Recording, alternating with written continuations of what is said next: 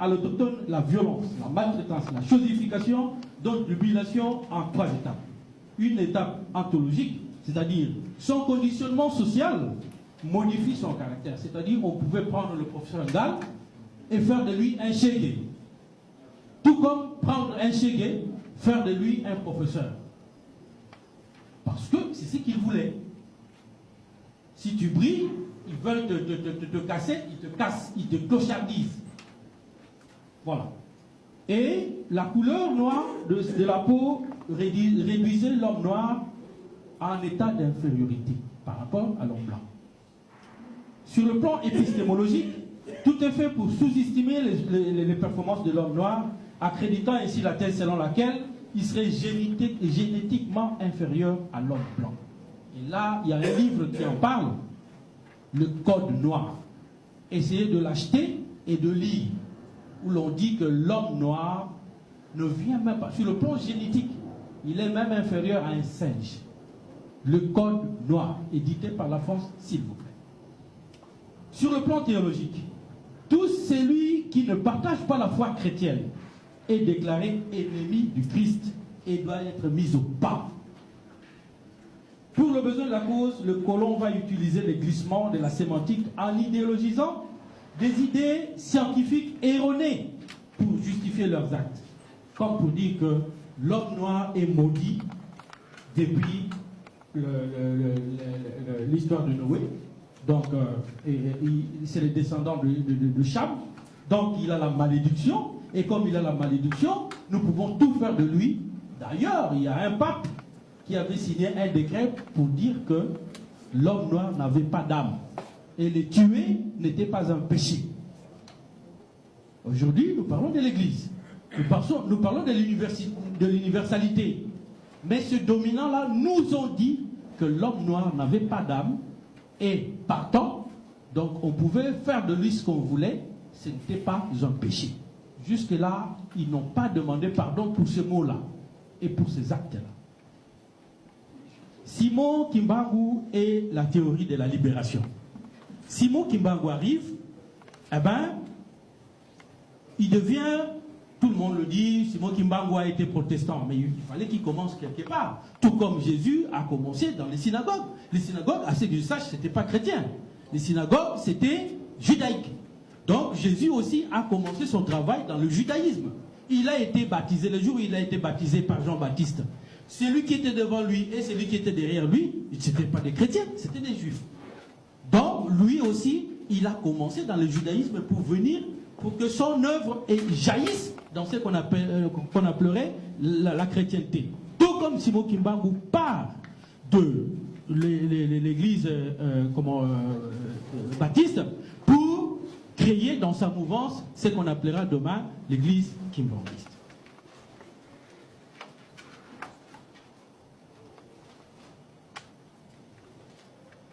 Alors, comme il deviendra un catéchiste, il va utiliser la Bible. Il va prendre le colon au mot. Il va le prendre dans son propre jeu. Il va utiliser la même Bible. Et il utilisera 4 volets. 4 points. Le premier,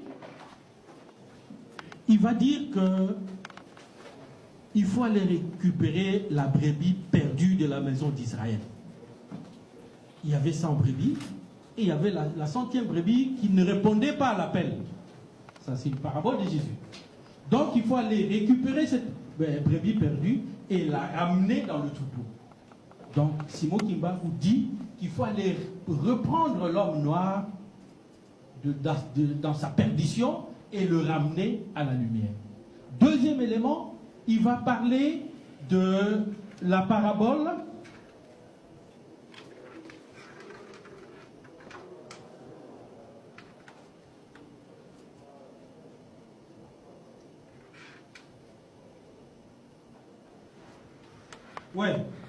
tout en insistant que l'état où le noir était mis, l'état où le noir était mis par le conditionnement du colon était un état de non-être. C'est-à-dire, il ne valait plus, il n'avait plus office d'être appelé humain. Il était sous-estimé, il était humilié, il était réduit à sa plus simple expression. Donc, la deuxième argumentation qu'il va utiliser, c'est la théorie du vigneron révolté.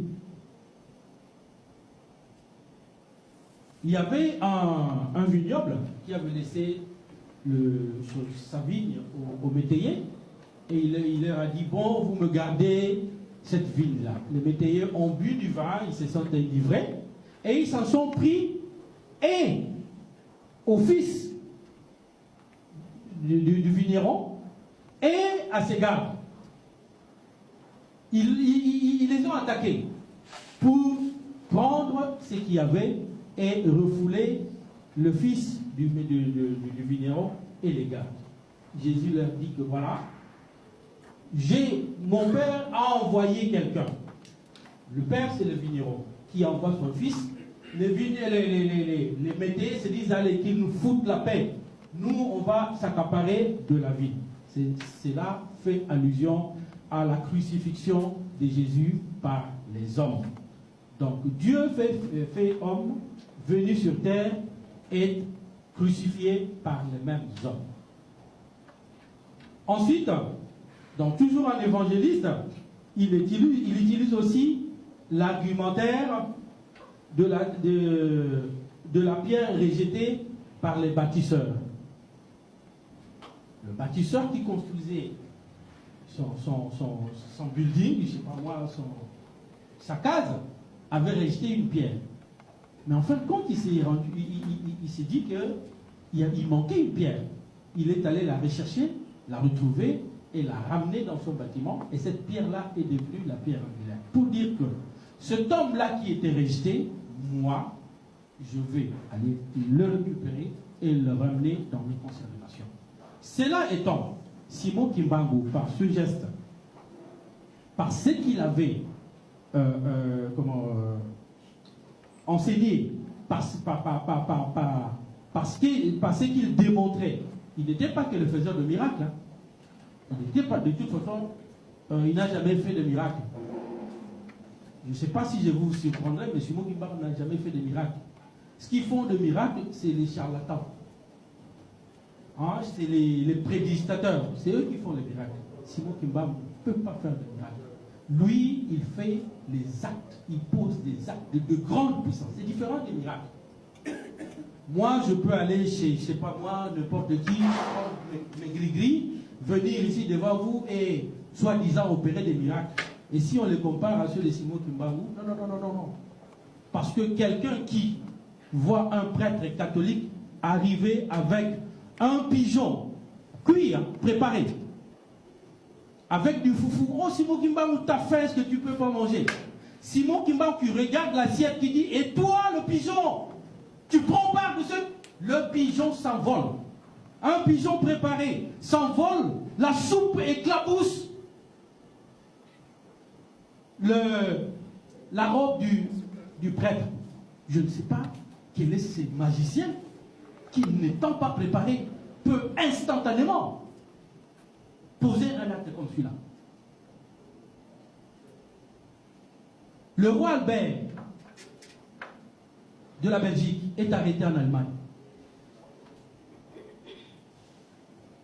Les Belges se disent, ah, il nous faut quelqu'un pour aller libérer le roi. Mais qui? Ah non, au Congo, il y a quelqu'un qui s'appelle Simon Kimbangu. Lui, il peut aller. Pendant qu'ils discutaient, hop, il y a un roi blanc qui apparaît devant eux. Un roi blanc. Ils se posent la question, mais c'est qui ce roi-là avec ces gars? Qui cherchez-vous? Oh non, monsieur, excusez-nous, on cherche un noir qui est en Afrique, là-bas, en prison, à Lubumbashi. Et c'est moi? Mais non, lui, c'est un noir.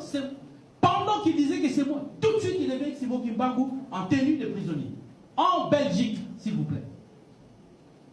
Ah, Papa Mukimba, c'est vous. Ah, justement, nous, le roi, demain, il sera exécuté. Dites-moi ce que vous voulez de moi. Allez le libérer, sinon, qu'est-ce que vous me donnerez? Ah non, directement, ta prison sera... Non, ce n'est pas vous qui m'avez mis en prison. Ma prison, la prison que je fais, c'est un contrat entre Jésus-Christ et moi. Tel que je suis venu, si je repartais,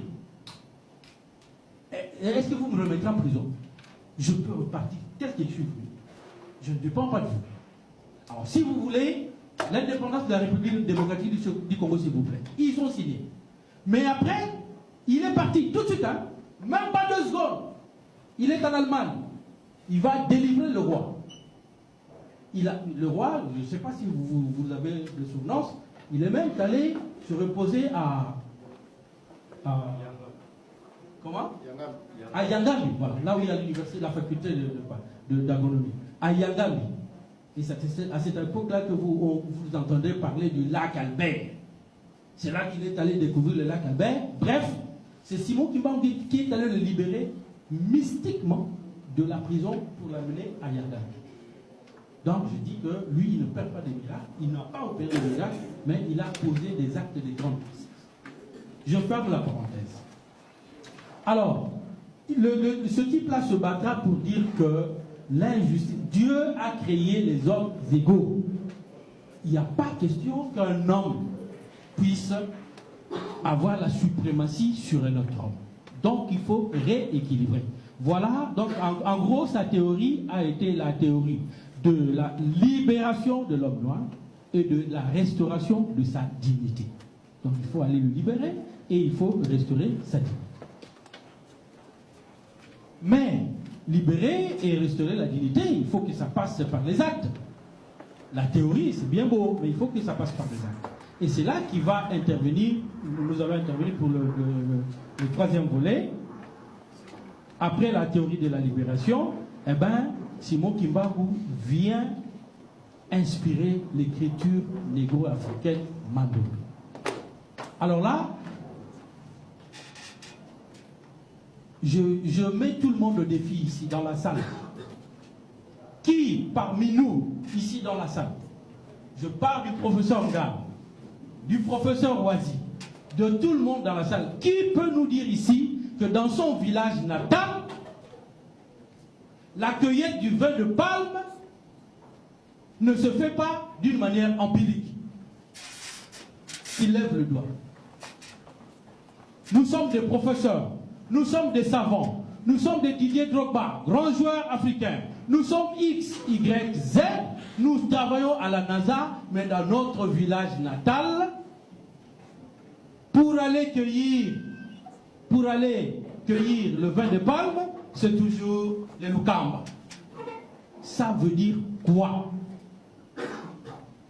Dans nos villages natals, je reviens encore, pour aller à la source, il faut ce qu'on appelle les kélos. Voir comme ça. Qu'est-ce qui nous manque pour moderniser nos outils? Cela veut dire que l'homme noir manque quelque chose. Cela veut dire que nous manquons quelque chose.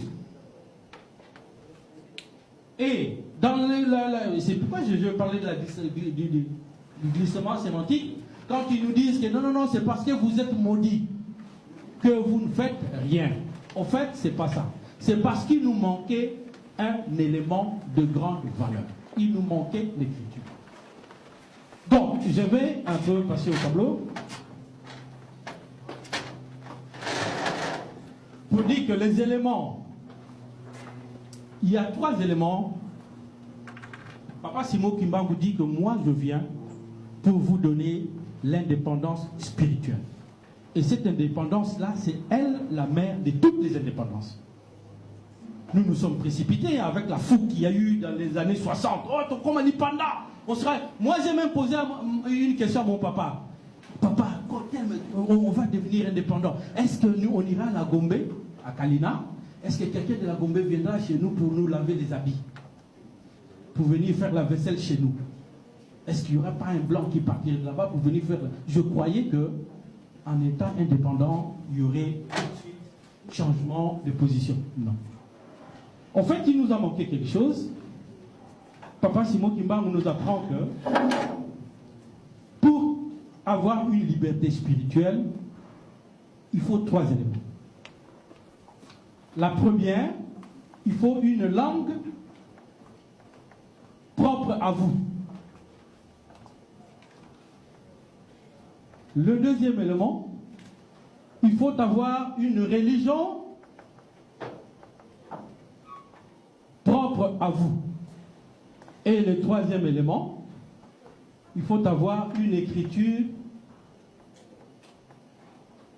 propre à vous. Voilà le triangle qui forme, c'est ce triangle-là qui libère la cosmogonie d'un peuple. Comme il nous manquait l'écriture, on pouvait tout faire. Vous ne pouvez pas inventer avec une langue d'emprunt, une religion d'emprunt et une écriture d'emprunt. Parce que dans la découverte, dans la création, il y a ce qu'on appelle le code mystique. Et ce code-là mystique ne peut provenir que de votre langue à vous, de votre religion à vous et de votre écriture à vous. Voilà ce qui manquait à l'Africain et à son frère de la diaspora. Maintenant que l'écriture Mandombe est arrivée, voilà, le troisième élément qui nous manquait est là. Voilà pourquoi Papa Simon Kimbangu dit que si vous vous adonnez à cette écriture-là, vous ferez des merveilles, mais en un rien de temps. Ceux qui suivent ce qu'on appelle l'émission Yabazoba ont suivi un savant qui n'a jamais été à l'école, mais qui vous donne des formules à relever. Enfin, je ne vais pas déflorer le sujet. Papa Simon Kimbangu dit qu'avec une langue à vous, une religion à vous et une écriture à vous, la langue, c'est le Kikongo. La religion, c'est Kimbangisme. Et l'écriture, c'est le Mandombe. À partir de ces éléments-là, nous déplorons l'absence de Papa David Abeladio pour ne pas pu avoir eu son visa.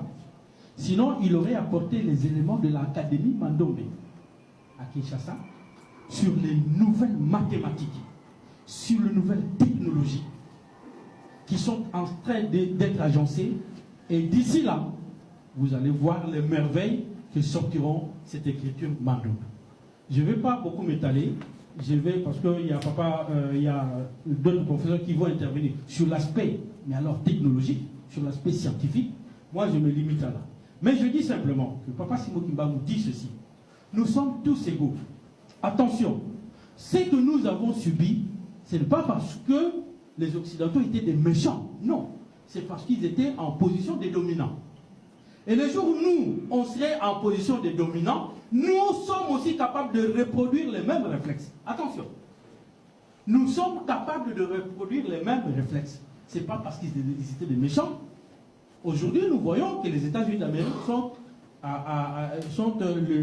ce qu'on appelle l'impérialisme au top. Tout le monde les critique. Mais celui qui prendra la place des États-Unis sera aussi critiqué demain. Parce que quand il sera le dominant, eh ben, il va aussi nous montrer de quelle voie il se chauffe. Donc, Papa Simon Kimbangu dit, alors, il y avait un questionnement, qui est-il pour inspirer l'écriture? Je n'ai pas à répondre à cette question-là, à chacun, dans sa tête, de se battre pour se dire, mais quel est cet homme-là, qui vient donner la théorie de la libération, et qui apporte les moyens pour libérer ce peuple-là. Il n'est pas xénophobe, s'il vous plaît. Simplement, il est venu prendre cette brebis perdue pour la ramener dans le troupeau et faire évoluer le monde. Il est venu pour le monde. Il n'appartient pas au noir. C'est un trésor, c'est un patrimoine universel. Papa Simon Kimbangu est un patrimoine universel parce qu'il dit que avec l'apport de l'écriture Mandombe, il y aura un nouveau développement. Et un développement qui est éphémère veut dire que c'est un développement qui n'a pas bien suivi les traces divines. Or, lui, tout comme toutes les divinités, quand il donne un acquis, il met une soupape de sécurité. C'est quoi la soupape de sécurité? Dieu, quand il s'adresse au peuple d'Israël, il leur dit, je veux bien que vous me suiviez, à condition que vous appliquiez le décalogue, les 10 commandements de Dieu. C'est la soupape de sécurité. Sans ces 10 commandements-là, vous ne m'atteindrez jamais. Et Papa Simon Kimba vous dit, si vous voulez que le monde marche harmonieusement demain, que cette écriture-là donne toutes ces merveilles, eh bien moi aussi je vous donne 3 conditions. La première, l'observation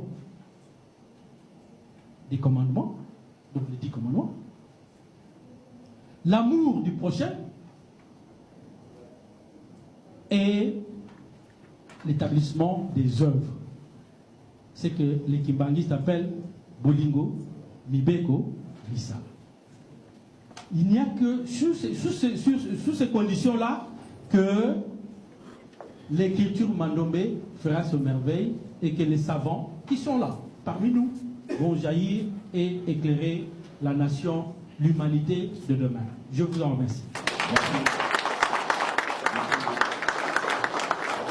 Merci beaucoup, Mme Sébastien. Nous avons parlé du Mandombe, outil de révalorisation de l'identité culturelle de l'homme noir.